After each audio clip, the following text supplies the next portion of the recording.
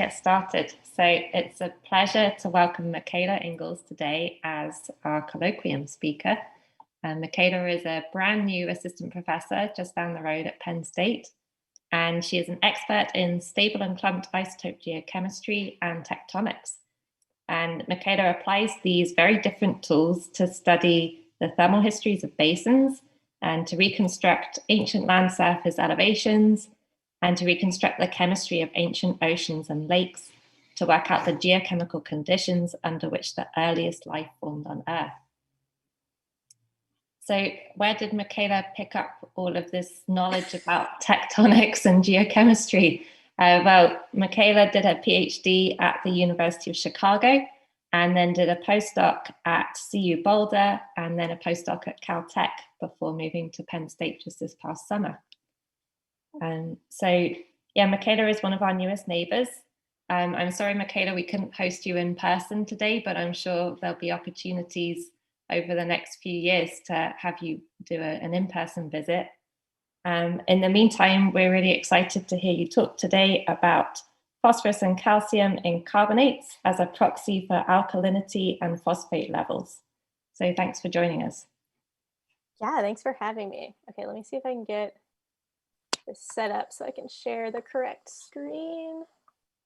Let's see.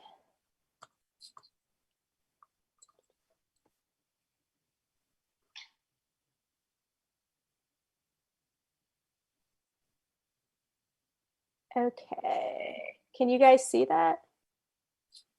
Yeah, that's great. Awesome. Okay, so like Megan said, I primarily work on carbonate rocks, and today I'm going to be talking about a proxy I started to develop during my postdoc at Caltech, and it was something, sort of the last thing I did while I was there, so it's very fresh and still something that I'm actively working on. But actually, the first paper from this project just came out today. So if you were interested in reading more about it, it's available. Oops, that didn't work.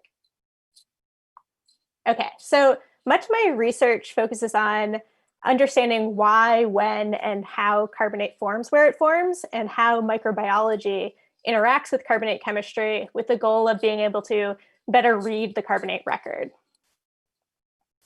So we know that carbonate minerals, so a chemical sediment, forms under specific sets of chemical conditions. And the reason we care about the rates and mechanisms and chemical drivers of carbonate formation is because carbonate precipitation only happens under these certain conditions, which are related to important environmental parameters like PCO2 of the atmosphere, pH of seawater, temperature, things that we care about in the past.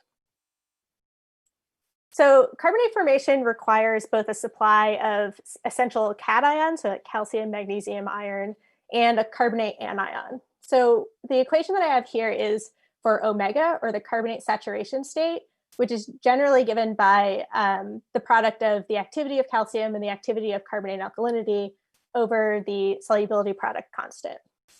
So generally, omega less than 1, carbonate will dissolve in this environment. If omega is greater than 1, it'll precipitate. So you can imagine by playing around or toggling with the amount of calcium and the amount of alkalinity in a system, you can drive carbonate dissolution and precipitation. And so one of the goals that many of us carbonate geochemists have is to reconstruct that calcium to alkalinity ratio in ancient environments. So by figuring out what it looks like chemically, isotopically, and texturally when carbonate forms under certain sets of conditions, we can learn about the chemical evolution of Earth, oceans, and atmospheres, reconstruct what early terrestrial environments looked like, and ask questions about the role of carbonate chemistry in the environments in which earliest life formed. So I'm particularly interested in the carbonate chemistry of the environments in which earliest life formed because it will help us understand what environmental conditions are required to form and sustain life, and to fingerprint what this looks like in the rock record so we can try to identify similar environmental conditions on other planets. So we know today that phosphate is essential to form and sustain life. But the chemical environment on early Earth that was necessary to sustain molal levels of phosphate required for prebiotic phosphorylation of organic molecules, we don't currently know. And this is because in a typical marine environment, any calcium that enters the system will titrate phosphate as apatite. Or sorry, any phosphate that is entered into the system titrates out as mineralization of apatite. So we have what's called the phosphate problem, which is figuring out how and what sort of environment was able to accumulate enough phosphate to facilitate that prebiotic phosphorylation. So one approach to figuring out or solving the phosphate problem is to consider different candidate environments. And so one such environment are shallow alkaline lakes or ponds, which some people think were even transient bodies of waters like salt pans. So a question driving my research is whether shallow alkaline ponds or lakes, which are more sensitive to evaporative state, allow for the higher concentration of bioavailable nutrients like phosphate. So we know that phosphate is enriched in alkaline lakes.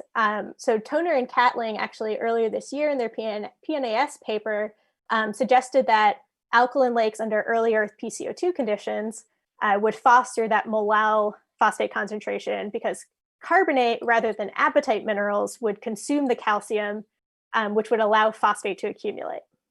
So you'll see in this plot on the right, they demonstrate the correlation between DIC, which in an alkaline lake, such as the lakes that they studied, approximates carbonate alkalinity, and the total phosphorus concentration. So there's a positive relationship here.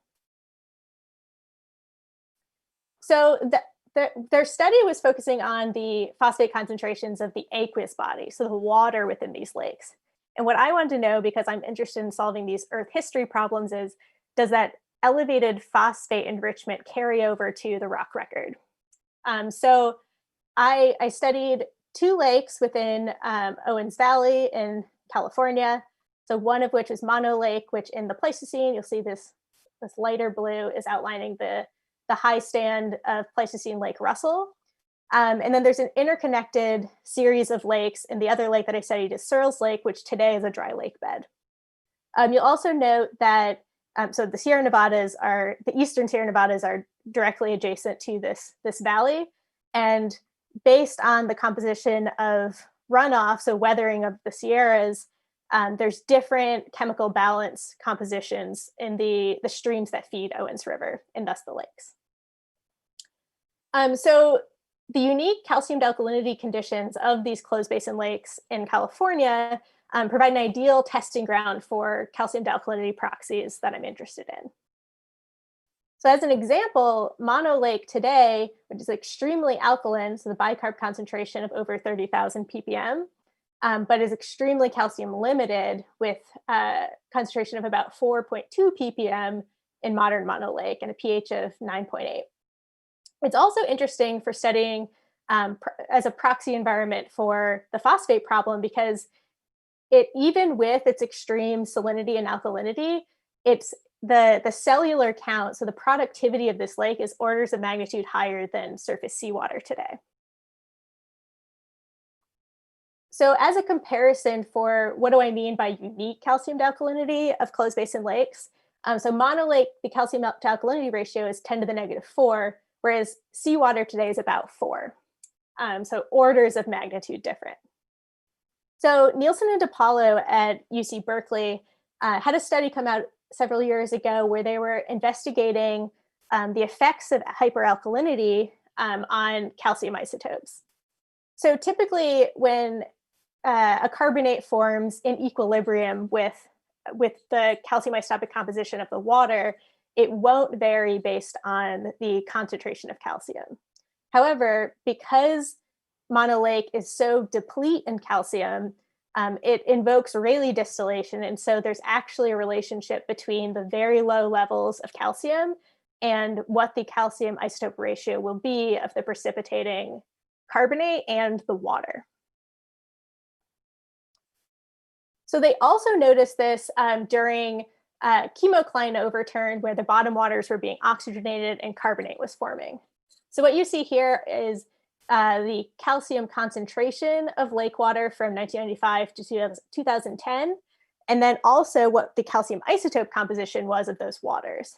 And what you see is that during precipitation events, we get a change in the calcium isotope value as well as the amount of calcium in the system as it's being titrated as carbonate minerals. So the key signal here is the preferential removal of lighter calcium isotopes into carbonate minerals, which leads to substantial positive delta 4440 calcium enrichments in the calcium-depleted brines and these later stage precipitates. So at this point, my line of thinking was that if carbonate minerals record the calcium isotopes of the formation water, then we could use these fractionations in the calcium isotopes to be an alkalinity proxy. So the expectation here is that under low calcium-to-alkalinity conditions like Mono Lake, we would expect a large calcium distillation effect rather than equilibrium precipitation. So you're seeing the same plot again on the left, showing that there was a 2.5 per mil range in the calcium isotope composition of the lake water. And so Clara Butler and John Higgins at Princeton were interested in using this idea of calcium isotope range to study concentrations of alkalinity and sulfate in the past. And so in this plot, you see the x-axis is the calcium-to-alkalinity ratio, where modern seawater is sitting at 4, and Mono Lake water is sitting at 10 to the negative 4, so near 0. And then calcium isotope range, what that means is what is the total range of calcium isotope values within one geologic section or one sample. And so using both experimental data and data from the rock record, they've created this curve that demonstrates the expected Rayleigh distillation or larger spread in calcium isotopes in calcium deplete waters. So we would expect carbonates to also fall near Mono Lake water compositions. So we can start to assign sort of domains or cutoffs for this proxy. So essentially, if your calcium alkalinity is less than 0.75, you're within this domain where you would expect a calcium isotope range to exceed 0.75 per mil. So within this green box, or this domain, we can say that we expect Mono Lake type chemistry where the activity of carbonate greatly exceeds the activity of calcium.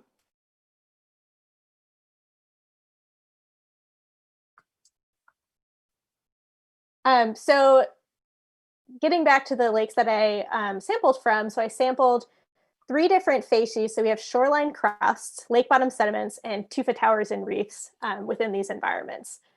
We would expect the greatest distillation to be in the lake bottom sediments because most carbonate formation in these lakes is happening near shorelines and inputs of fresh water where the calcium charged spring water and fresh water is mixing with the calcium deplete alkaline lake water to rapidly form carbonates, so these tufa towers.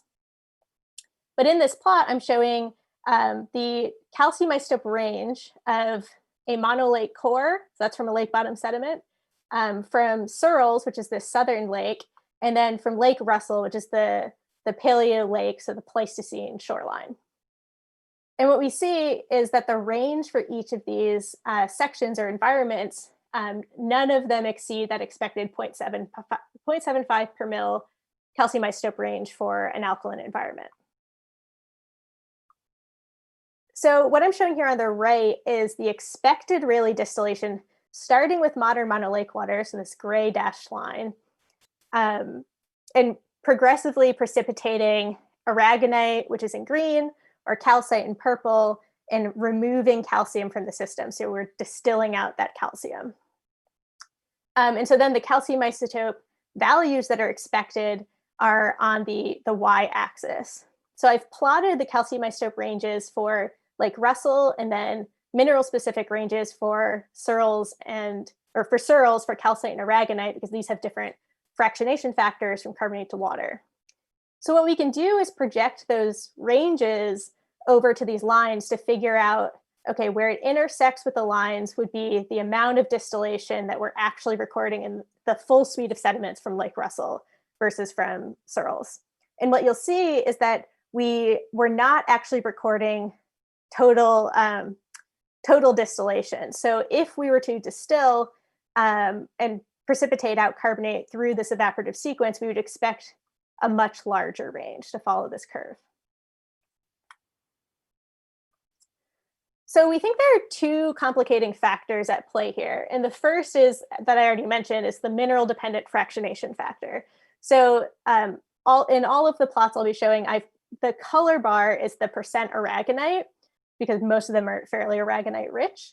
I have it as percent aragonite. And so we would expect that some of the difference that we're seeing is actually just differences in primary mineralogy. So in Mono Lake, we not only get aragonite and calcite, but we get ichthyoite, which is a hydrated calcite. So there's 6 structural waters to 1 calcium carbonate. And then we also get monohydrocalcite, which is 1 structural water to 1 carbonate. And so phase changes could also be masking some of the spread in isotopic values. But what we think is actually more important are the kinetic isotope effects. So we know in these systems that carbonates are precipitating rapidly due to the calcium depletion in the water. And so I'm going to present some additional textural and clumped isotope evidence for rapid carbonate growth to show you why we suspect kinetic isotope effects are at play here. So essentially, the carbonate textures that I find in these lakes indicate that carbonate formation was happening on biological rather than geological timescales. So some examples of this are the coated algal filaments. So many of the tufa towers seem to have been precipitated around algal bioherms. And so we have lots of coated algal filaments. Within those structures, we also get coated bubbles, which suggests that carbonate was forming rapidly enough that it's encasing a bubble before the bubble can release. Similarly, we also see brine fly pupae casings. So in these saline or alkaline lakes, you often get brine flies, and they'll just be coating the shorelines in, say, like modern Great Salt Lake has lots of brine flies, and so does Mono Lake.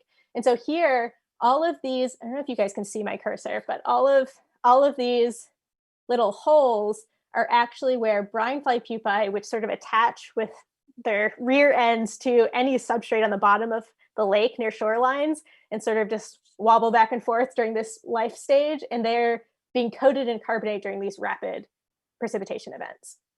And then finally, we also see tree bark impressions throughout Searles where carbonate is formed around erect, probably living trees.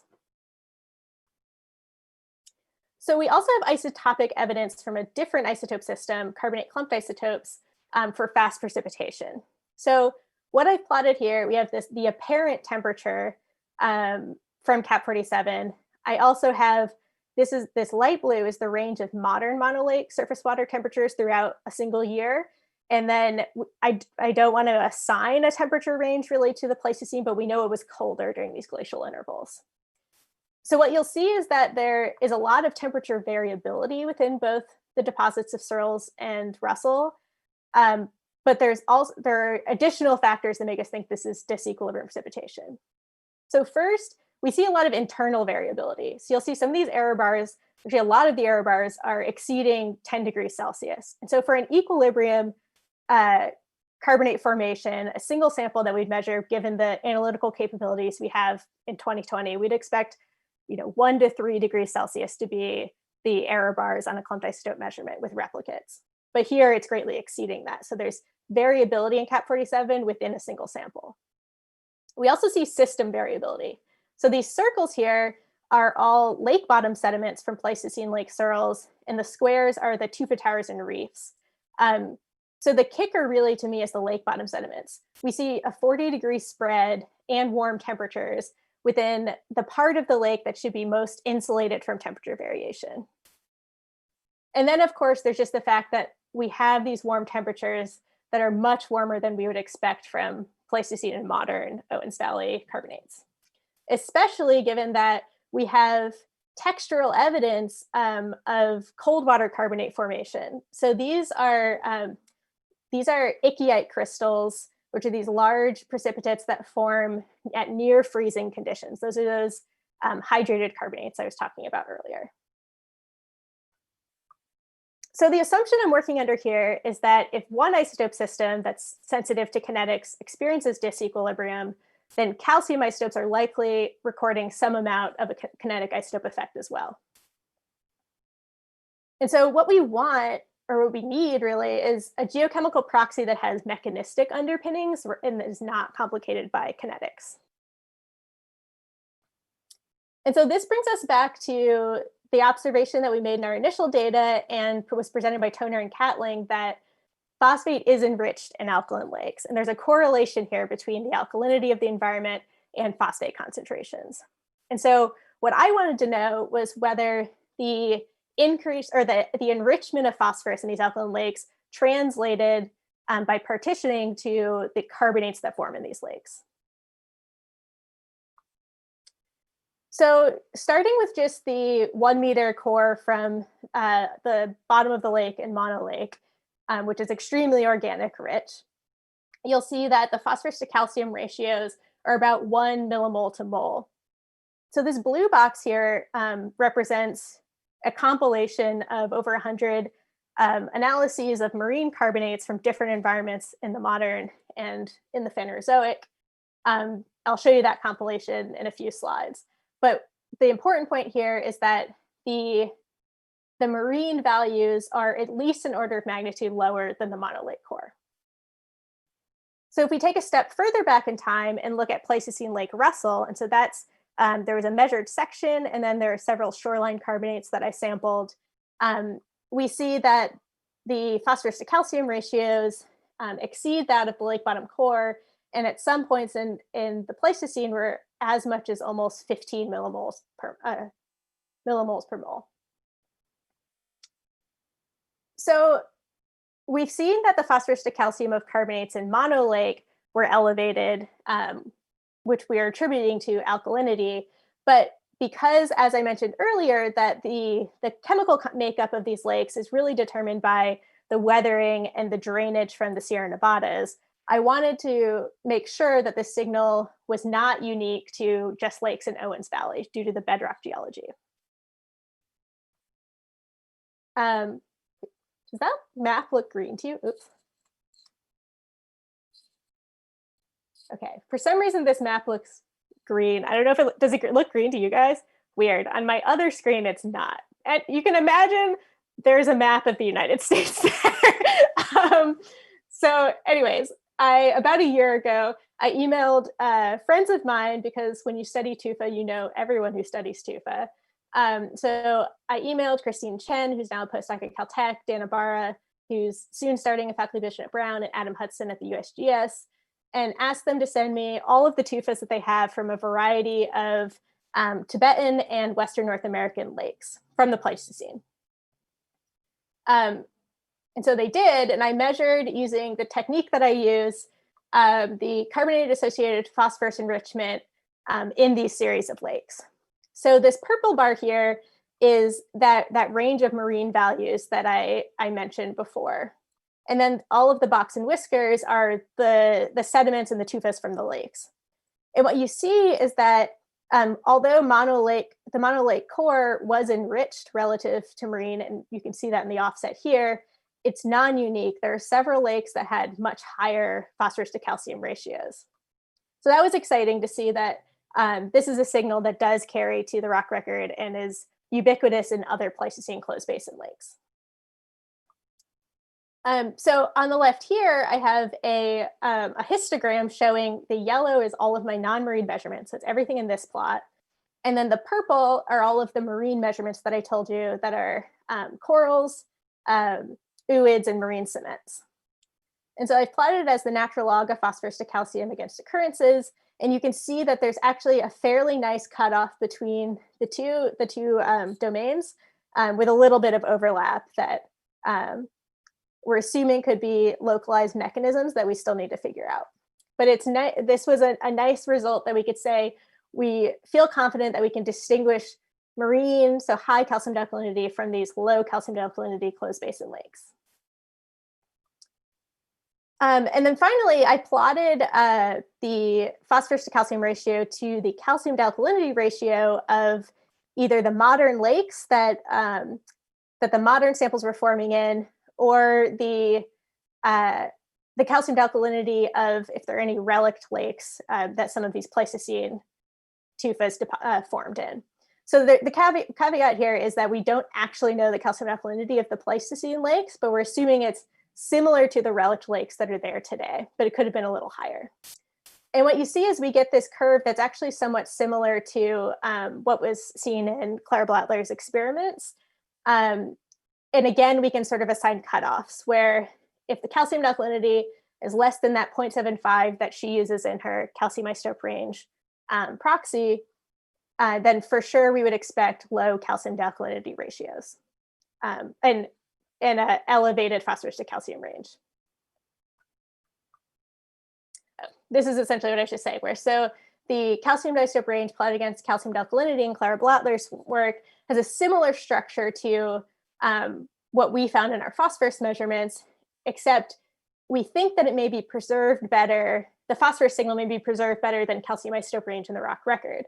And part of why I say this is the purple, orange, and blue circles here represent Lake Russell, the Mono Lake core, and Searle's calcium isotope range that I showed you earlier, so falling under that 0.75 per mil cutoff. And if we were to project them over to her model fit, which is what we would have to do, we would use the equation that describes her model to estimate calcium alkalinity using calcium isotope range, we would greatly overestimate the calcium alkalinity of these lakes. So another question for using this proxy in the past is, what is the preservation potential of the proxy?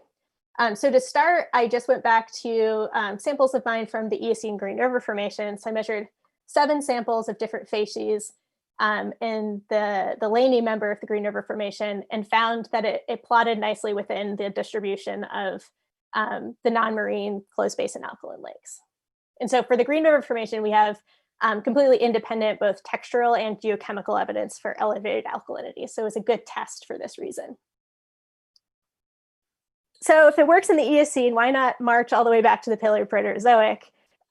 So a question that my colleague Ted Present and I are trying to answer, we're still actively working on this project together, is thinking about the soda ocean hypothesis. So were marine basins in the Paleoproterozoic more alkaline than today? And so this was investigated by John Grotzinger in the early 90s, and then again by a former postdoc of his, Pope. So Mike Pope and John Grotzinger in 2003, looking at the Slave Craton in Canada and a series of origins and basins associated with it. So these are from 1.9 to 1.8 billion year old rocks. So we were focusing on the Pathai group and the Stark Formation, which records a shallow marine carbonate platform transitioning to terrestrial deposition. So one way we know that the basin is becoming shallower and more restricted is the evaporate sequence that's deposited there. So in the past, this evaporate sequence was used to interpret that globally the oceans may have been more alkaline in the past. And so we're questioning whether this is a global or a local signal. So typically in the evaporative sequence, you form carbonate, then gypsum, then halite. But here and elsewhere in Paleoproterozoic deposits, gypsum is conspicuously missing. So there are extensive halite pseudomorphs and collapsed breccia in the Stark Formation where halite had dissolved and then carbonates reprecipitated, and you see this collapse of the brecciated pieces. And so the question is, was sulfate more deplete in these oceans? So we focused on, again, this sequence that's moving through evaporation. So in this plot, what you see is the approximate age of samples that were measured, plotted against, again, the natural log of phosphorus to calcium. So everything here at 0, all of the modern and Pleistocene sediments from earlier, these are the marine samples. So they're all plotting below this cutoff bar. These are all of the Pleistocene lakes. And then here's the Green River Formation distribution. And so from this, we can sort of empirically assign a cutoff. And this is something that we're still hoping to do experiments on to experimentally constrain what the cutoff should be for assigning a phosphorus to calcium cutoff for calcium to alkalinity. But for now, what we're saying is if you're above this cutoff, you're representing hydrologically restricted aqueous chemistry. So the salmon squares here are showing the Rocknest formation, the Huron formation from the Pupi group, and then the Stark formation, which is the one that has the collapsed breccia, and so is the final part of the evaporative sequence. What you'll see is that in the Huron formations, those shallow marine carbonate platform sediments, we sort of straddle this cutoff line. It's clearly more elevated than the mean or mode of our marine distribution, but it's not as enriched in phosphorus as some of our Pleistocene lakes. So we think this is recording sort of a transition in the chemistry. But then the Stark formation, which has these extensive halite pseudomorphs, the bulk of the data is above that cutoff. So what we think is actually happening here is that rather than a global signal, we're probably recording the tectonic reorganization of the slave craton, which would lead to enhanced basin restriction and evaporative concentration of the solutes within the seawater. So the next proxy application that I'm working on is thinking about the calcium to alkalinity ratios of the environments from which we have the earliest putative evidence for life. And so these are a few samples from the sample set that I've been using that show putative microbial mat fabrics. So here we have 2.8 billion year old putative stromatolites. We have roll-up structures in both of these formations, which are thought to be microbial mats that were physically rolled. We see crinkly laminations, which is often associated with biological formation in lithified microbial mats as well, given the caveat that these are from the Archean, and so everything needs to be taken with a large grain of salt.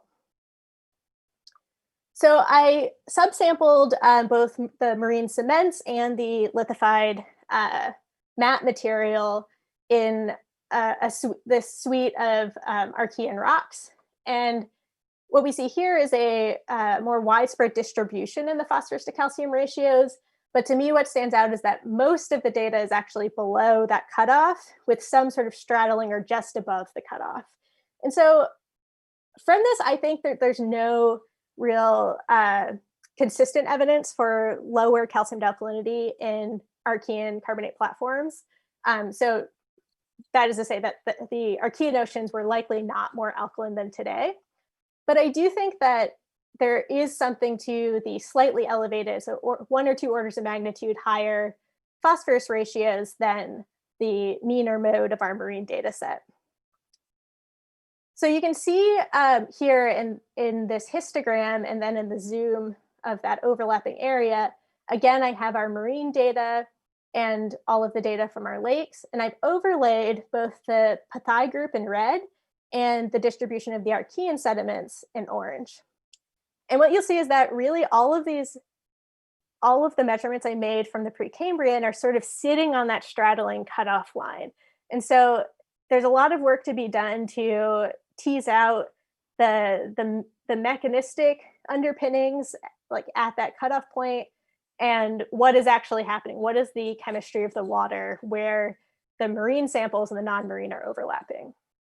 But I do think that the order of magnitude higher phosphorus to calcium ratios in our shallow Archean platform sediments do indicate that there probably was elevated phosphorus for these early mat communities, with the potential that because phosphorus was not a limiting nutrient at that time, perhaps the fact that phosphate was allowed to accumulate in those environments is why phosphorus is critical to most biological processes today.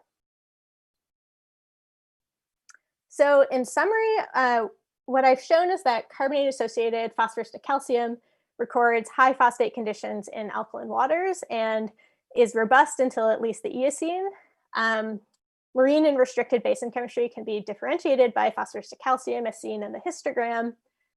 Phosphorus to calcium of tufa and stromatolite facies from the basins of the slave craton record this varying degree of basin restriction and progressive supersaturation in the marine to non-marine transition rather than a global signal for a change in alkalinity.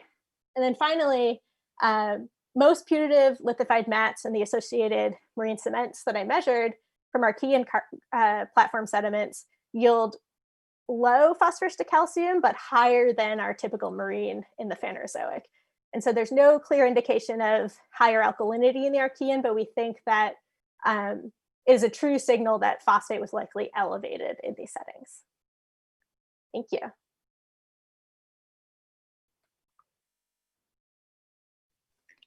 Thanks very much, Miquela, for a really interesting talk. Yeah, let's all applaud Miquela virtually. And then I'm sure we have some questions. I think James has a question.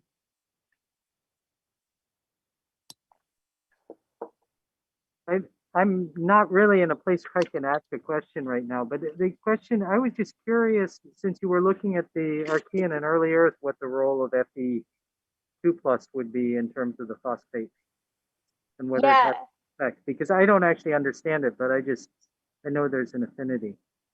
Right. So what I think you're talking about is the idea of phosphate being scavenged in the marine water column by iron oxides. And this iron associated phosphate has been used in the past to put constraints on sort of the oxygen levels of ancient environments as well. So I do think that there are, with most of these proxies, there are these layers where you do need to know other constraints about the system in order to be able to apply it. But I think that in either case, you would still see the enrichment of phosphorus, whether or not scavenging is happening, because the signal is really only clear if it's elevated by orders of magnitude. So like we're not, sort of what I was saying in the Paleoproterozoic and the Archean is we're trying to be conservative. And so if we weren't seeing orders of magnitude higher phosphate within our carbonates, we wouldn't make any conclusions about the phosphate levels or the alkalinity of that environment. But that has been a concern of mine, is whether, I talk myself in circles thinking about this, like whether the phosphate being scavenged from the iron would actually still lead to higher phosphorus levels in the carbonates that are precipitating in those environments as well from like early diagenetic exchange. But go ahead. I guess the other thing was we were doing some cultures with Fe2+ and phosphate, and it was scavenging that out. But I guess I'm assuming that solubility products must be such that would not draw it down too much either. Yeah, I'm not positive. But another thing I'm concerned about with iron for this reason, let me see if I can go back. Oops. So you remember in this one, so some of my samples gave really high phosphorus to calcium concentrations or phosphorus concentrations. And those were all samples that were iron rich. And so what I haven't figured out, so they were carbonates, but they definitely had high concentrations of iron. And what I don't know, and it's still something I want to figure out, is in samples and carbonates that are really enriched in iron and have high phosphate, is that phosphate real? Because is there, that is scavenging what's leading to that? Or is it some sort of matrix effect in my measurement that's leading to this high value? So that's why that one's sort of blurred and has a note, because I have not done the experimental work that I'd want to do to figure out how iron speciation would impact. I guess the question, would Vivianite play a role or something like that? Right. Potentially, yeah. Okay. Thank you. A really enjoyable talk. Thanks. Thanks, James. So the next question is Monghan. Hi, thanks for your talk. I guess I just have a quick comment on the Soros Lake survey. So the lake is part of the Eastern California shear zone and it's being seismically active. So like just last year, there was a 7.1 Yeah. Richter earthquake. So people have been seeing like those earthquakes can significantly influence stream flow or groundwater flow. So I was wondering, you are getting more variation in Soros Lake record. I was wondering if that would be like influenced by those kind of groundwater flow that might be changing the temperature and something for those events, and then that, and then you don't have that in Mono Lake. And could that be some kind of contribution to it?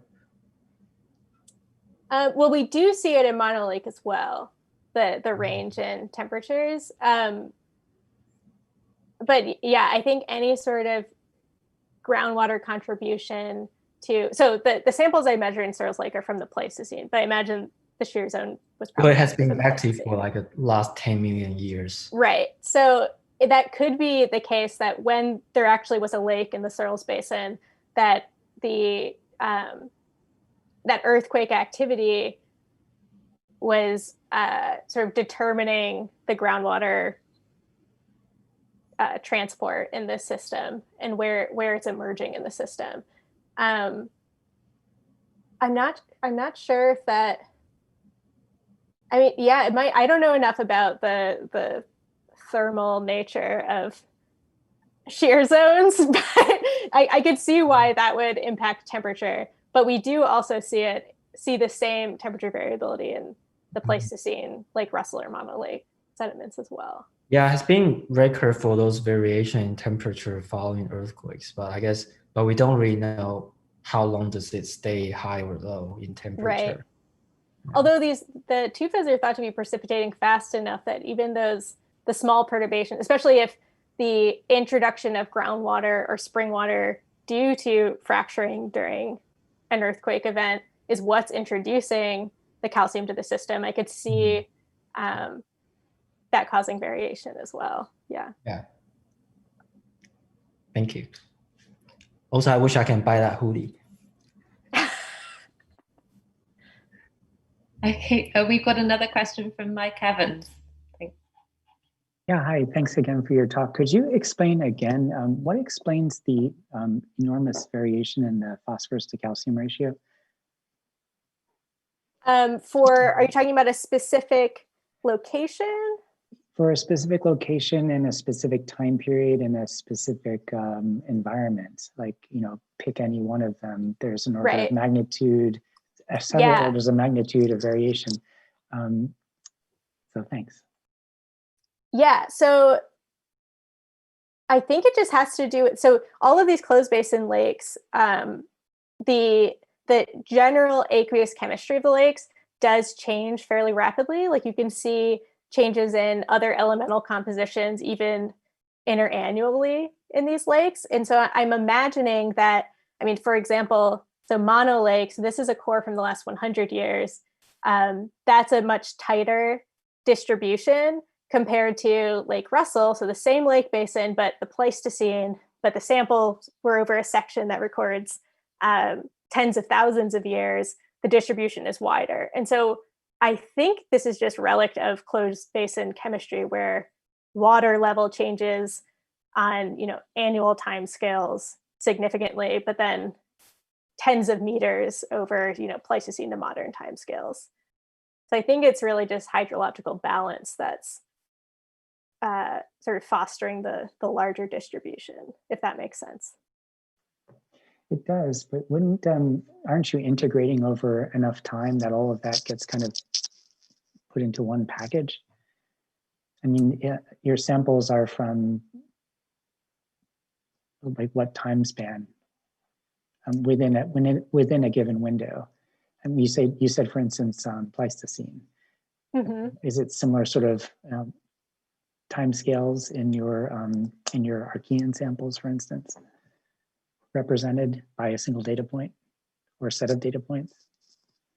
I think that it would be shorter time scale. So that has to do with precipitation rate, because in equilibrium precipitation, you'd expect the same mass of carbonate to record a much longer time scale than, say these tufa towers where we think there actually is like high volume precipitation happening in like on very short timescales.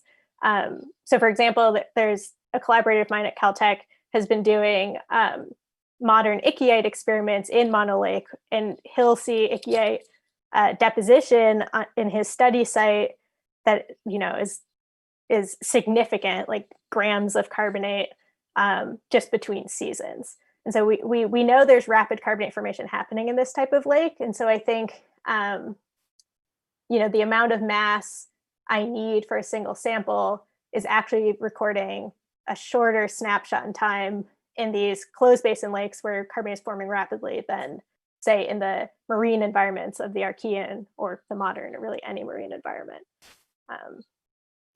I see. Great. Thank you. Appreciate it.